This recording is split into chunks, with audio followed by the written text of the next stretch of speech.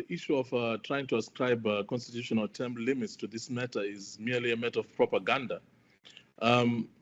What people need to understand is, in as much as the president has said that he does not want to pursue leadership up to 2030, the party has spoken and the party has made it clear that this is their wish, and the president, being a man of democracy and a constitutionalist himself, will surely, as the party hopes, eventually agree to what the people are saying. The party has been clear that since 2018, the strides in the economy, we are one of the fastest growing economies in Africa. People can deny, but these are the facts. World Bank recorded. We were voted top tourist destination this year.